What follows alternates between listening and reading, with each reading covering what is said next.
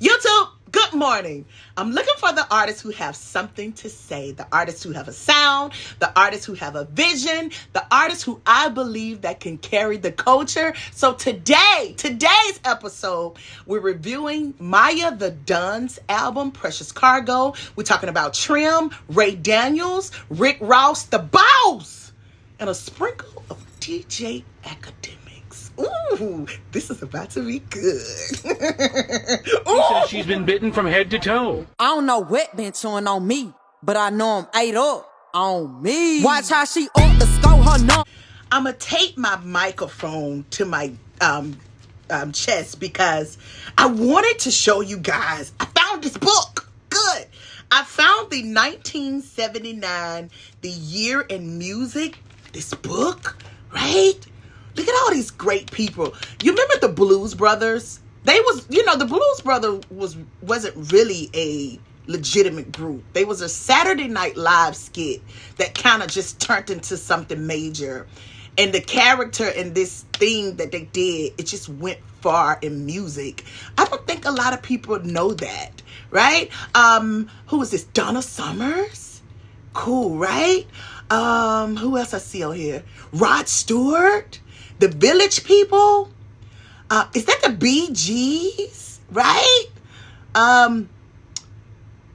Who else this is? I can't remember. But listen, I thought this was so dope. When you find stuff like this, I was in the store. This is kind of like treasures, right? And it had different segments of music at the time. It had a rock sector, right? Section talking about the history in rock at this time. Oh my God. Do you guys remember Meatloaf? This is to the people who know. Remember Meatloaf? I hope you guys can see this. Right? Oh, amazing. When I seen this, I was like, oh, I want to come and share this because this is for music lovers. Kiss, even though Gene Simmons doesn't like the hip hoppers, right? Kiss. Amazing. Right? What else I see? Oh, this was good. Rod Stewart in here. This is one I really wanted to see. Rhythm and Blues, right? B.B. King, right? B.B. King. Man, it's so crazy. I remember seeing B.B. King at my amphitheater in my city. I thought it was amazing. I made sure, I was like, I gotta go and see B.B. King. The thrill is gone, right? B.B. King was big. My grandmother talked about how B.B. King was everything. This one is good. Look, Rick James, Earth, Wind, and Fire. Could you guys see this? This was the guy from Parliament, George Clinton, Parliament. And this is, remember they used to wear a diaper? Check it out. I thought it was dope. I was like, man, I gotta take this. I gotta take this. And it got different things talking about the different genres of music. It got country and western. Dolly Parton was a big staple back then. I thought was great. Look at this. Disco. Donna Summers was the fucking queen. Excuse my language. Right? You thought Beyonce... Donna? She was disco. I don't think we give Donna enough credit. And we should. Cher is in here. Check this out. Cher. You know, Cher is kind of growing backwards. She's like Benjamin Button. Like this group don't age. Anyway, I thought it was dope to come and share. Check this out. So when you are in your local stores, thrift stores, places like that carries history and music, get it, and keep it. So this will go into my book collection at home. I thought it was something neat for you guys to hear. All right, let's talk about the show. All right, let's start. Listen, as I look around in this space, I ask myself, when did we stop talking about the music? You know, even though the drama is exciting, right? It's good, right? But the music is still the focus of the conversation, especially over here. I feel we stopped talking about the very thing that made us all fall in love with hip hop, and it's the art. I said, I want to create a moment to shine a light on artists that I believe deserves another look. So this week I got an album review, right? I said that in the beginning of the show, talking about Maiya the Dun, right? Shout out to Maiya the Dun.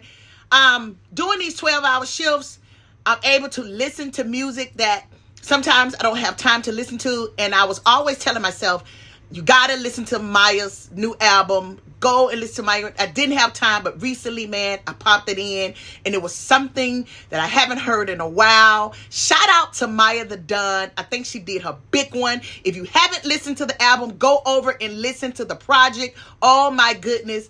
Maiya is now an independent artist, right? And to me, I feel like when a lot of people become independent, the projects that they put out seems free. It seems, just their own thing. It don't feel forced. It don't feel like people making you put a certain song on the album, on the project. And so when I heard it, I didn't know that she was, I didn't understand that she was independent at the moment. And then when I went back and I said, well, who is Maiya with? And then I realized, oh, she's not with RCA anymore. She's independent. And I said, that's why the sound is good. Shout out to Maiya. She did a big one. Go and check it out. Precious Cargo. I'm telling you. The best album I done heard in a while, right? Recently. You know, Maiya came from the XXL freshman 2024 class. I think Plug, Scarlip, a lot of Lay Banks. A lot of those people was in her class. And let me tell you, a lot of those people you don't really see now. You still see Plug and them. But to see Maiya just going, I love it. The girl drive is crazy. Maiya, that's the way you got to do it. But anyway, let's get into this album, Precious Cargo. 15 songs, a nice project. You don't need that many songs. So shout out to Maiya for that. In the song I love the most, Hear Me Now. And I think I wrote Maiya on Twitter after I listened to the album. You know, y'all already know, if I like something, I'm going to address it on my Twitter. I'm going to tell the people, the artists, even though if they say anything or not, I'm going to be like, I like it, da-da-da-da. But I told Maiya on Twitter, I said, Maiya, it's dope. Hear Me Now? And one of the lines in the song, Hear Me Now, my favorite song, go and check it out. She said, she described herself, the overlooker, overwhelmer, overachiever, underpaid, underrated, Brooklyn Dunn diva. She even went so far as to say, I'm Christopher Wallace in high heels and army trousers. Listen, the album is so lyrical. She really gives you that New York feel all over again. And she give you that 90s feel. You could tell she was inspired by the 90s. You could tell Jay-Z and Biggie was probably her inspiration to being a part of this music thing. You could tell. I love it because that's my era of music. I love it. So when I heard the album, instantly I connected. And once again, this girl, she is underrated. She's very lyrical. I didn't even know Maiya was getting down. Maiya was going crazy. I loved every minute of it. I said, she gained full control with her music, which is dope. I'm liking that a lot of artists is doing that now. I don't know if you peeping that. A lot of artists is doing that now. She said something in an interview I seen. She said, she was co-signed by Rakim. Rakim told her she was dope. And she said that made her day. Like, of course. And when you hear Maiya, I can see why Rakim was like, yeah. This album, Precious Cargo, oh my goodness. To me, no skips. No skips. Now, I got a lot of favorite songs, but you can hear it all the way through. Shout out to Maiya. You can hear it all the way through. Maiya got 2 studio albums. Recently, Precious Cargo is her second. Her first one is Hot Commodity. That's when she was on the label. But Precious Cargo is what we're here for today. And I'm telling you, first song caught my attention. First song got the album, Safe Sex. Tight, crazy. You get a bag. She was on her Oprah shit. Listen, Maiya, I loved it. Another song for the record. She talked about how the label didn't apply pressure. She felt like the album should have went diamond, but because they didn't push it, the politics with the music industry. This is why I'm so happy a lot of people deciding to do their thing independently, because the politics can be very disencouraging. Is that a word? Is that a word? Right? So in that song for the record, she talked about that. She addressed those things. So if you really want to know what happened, go over there and check that song out for the record. She really expressed her feelings about that. 10. She put 10 on the album. Remember? She put out 10 years ago. So I was surprised to hear it, but it made sense. It's your song. Put it on the album. It makes a lot of sense. Y'all know that's a Dream remake. Shout at you a 10. A 10. Shout, right? So Maiya. Maiya, I don't know. Another song, Boys, Boys, Boys. She did a play of Jay-Z, Girls, Girls, Girls. Once again, her inspiration, being from Brooklyn, Jay-Z and Biggie was her inspiration. She grew up off them. You can tell. I loved it. This is my era. I told you. I instantly, it connected. I instantly connected to the album. Miss Irresponsible, dope. Maiya's Workout Plan. If you heard that song, it gave me a play like Kanye West. There's a bug here. Like Kanye West, work it out, right? Then see, I didn't hear him. He came on here messing with me. Okay, I hope I don't get to fight myself up here behind this bug. I was fighting him, and he was like, "Bitch, let me come on here and hit you." Okay, back to the album. I'm sorry. WBT, one of my favorite songs. I got a star by that. So that's one of my favorite songs. Weak Bitch Tendencies. Maiya. Maiya went crazy. BBA. BBA, dope song. It reminded me of Jeezy. And I love it. Right? The way it came in. The way the intro was. The beat. The flow. Shout out to Maiya. Maiya was talking her shit on that BBA. Y'all gotta go listen. Listen, y'all know I'm a hearer. I'm not gonna steer you wrong. I'm telling you. Go and listen to it. That BBA, I think that's my favorite. I think that's one of my favorites. I got several. Prove My Love. I love that one. TSA Freestyle. She called herself Sister for Wallace in that one. Don't Maiya. I hope she can hear this. TSA Freestyle. Listen, Maiya went crazy in that one too. Man, Maiya is a lyricist. Listen. This girl talking her shit. Maiya, is that your pen? Is that your pen, Maiya? Because in one of the songs, I think the song's Hear Me Now, she talked about how, listen, Maiya was throwing shade. Now, I'm going to be good with this review because I like Maiya and I ain't trying to start no trouble. But Maiya was throwing shade at them people who be having them men writing their albums and them BBLs. Okay. Listen. I love all the girls. But sometimes you got to poke a couple of them in the side. That's all. That's all she did. You got to poke a couple of them, and then they got to come back and poke. You know, that's the game. That's the thing about hip-hop and rap. That's what we do. And then we come together, and we make this music thing work. Also, another one of my favorite songs is Annie. Shout out to Maiya. Maiya, the Annie song should be an anthem. And Maiya poured her heart out in Annie. I don't think y'all gonna get it. Well, you're gonna get it. It's in the comments on YouTube, a lot of the women related. I even got to the point where I had to comment because the album touched me so. And in the album, the song Annie, she talked about how the disappointment in her mother, the hurt from her mother. She talked about how she was even fearful for or being a mother. You know, she didn't know being a mother would be great for her because the way she grew up. In the song, she talked about little orphan Annie. So you could tell the relationship was kind of, you know, in a bad place. And she expressed that over the album. I think she went so far to say, man, look, you got me talking about this on my album. Which Maiya, I think is a great thing. Because when you see the comments, a lot of the women related. And they was like, man, we need to hear this.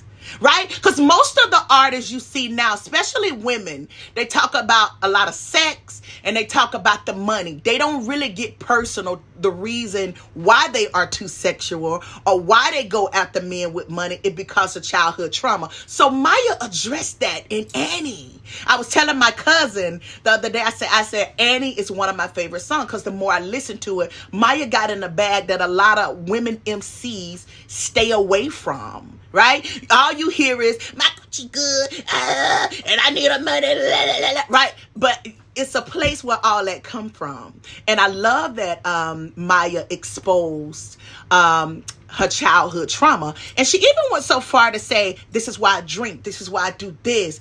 Man, Maiya went crazy. Listen, I feel like I hate stuff like this be overlooked. Because this is what being in this culture, being in this hip hop genre, rap, this is what we asking for out of the artists today. To be honest, to be accountable, to put down great music. And I do believe Maiya did that with this new album, Precious Cargo. Go and show support. Go and download. Go get it. Man, Maiya hit all the platforms. She deserves this look. Man, every song on there is good. And Maiya, I'm going to say this to you, and I got to go. I think you'll be a great mommy, right? And I think by forgiving your mom, you will break the family curse, and that will allow you to be a great mom. Listen, go and listen to the album. I do believe it's a great piece for women to hear. It gives you another sound. So I loved it. So I'm going to big it up. Shout out to Maiya. Precious Cargo. Dope album. Okay, speaking of women in hip hop, right? Trim. I told y'all from the beginning. With the XXL 26, a lot of people were saying they didn't see it. They couldn't see the new artist could be anything, but you gotta be able to hear. See, sometimes when you trying to find a diamond in the rough, it does not look shiny the first sight, right? But you gotta have the eye and the ear to see something that's in the rough, right? Right? That's why a lot of people who have the gift to pick out talent, you can't see it all the time. But I do believe, and I told y'all this, Trim was the one. And I'm still looking at Lareezy. I still see Lareezy, right? But right now, Trim got it. And I'm mad at her record label because they won't give her the ball. They won't give her the ball and let her run it. But then when I looked, I said, she's on Atlantic. Atlantic is very stingy. And this is why a lot of people becoming independent, because the record label sit on you, right? And I feel like Trim got a hit over there with Get Hit. And for some reason, she can't drop it. Once again, I think it's the politics with the record label who's not allowing her to drop it. Listen, Trim is one of the people that I feel can push the culture. And I hate that the record label, once again, stepping in the middle of it, just don't know what to do with the culture, not allowing it to go forth. Trim is one. And I'm going to say this to the Nicki Minaj fans too, because I see a lot of them in her comments. Stop it. This is about hip hop and rap. This is about pushing the culture. Trim and a lot of these new artists is coming up. They are influenced and they are inspired by a lot of these artists that you guys love. Do not get so crazy where you won't even allow the mission in this culture to move because you're talking about your favorite. It's okay. I see a lot of people that sound like Kendrick, but I ain't in they up under their comments. Some sound, you sound like Kendrick. No, we're pushing the culture. We're pushing forward. We're moving forward. Trim got it, and I think her record label need to get off her and allow her to push the culture. Y'all make me sick. Go over there and support Trim. That Get Hit, it's finna go. If y'all sit on it too long, we're gonna get tired of it. She got it. She got it. Y'all make me sick. I hate when y'all control shit. Okay, Rick Ross. Oh, the balls. What the? The boss is in the news. What's going on? Listen, a Miami podcaster said Rick Ross have a registration fee on his 50K rap challenge. Which, boss, say it ain't so. Boss, say it ain't so, Rick Ross, right? And a lot of people are complaining. I think the young man was talking about how dare Rick Ross, who's the boss and rich, charging a fee to rap on a challenge. Rick Ross. He's treating it like a lobby, right? A lottery, right? And I was about to dust off my mic and get in the challenge to try to win that 50K. Guess I got to put it back in the closet.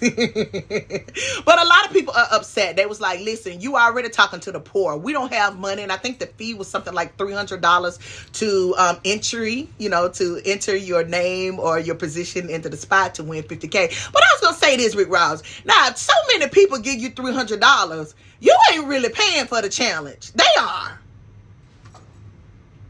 I don't know about that.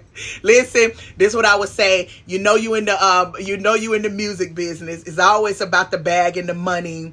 I think this is how it goes. It's crazy, right? Is this wrong? Could somebody tell me? Do you supposed to charge with stuff like this, right? I think it's crazy. I think it's a bad look on Rick Ross, right? But hey, I don't know. Listen, this is what I would tell the people. Don't worry about it. Y'all just don't enter. Don't enter the competition, right? Just sit back like I am. I gotta put my mic up. Man, I was about to get him a nice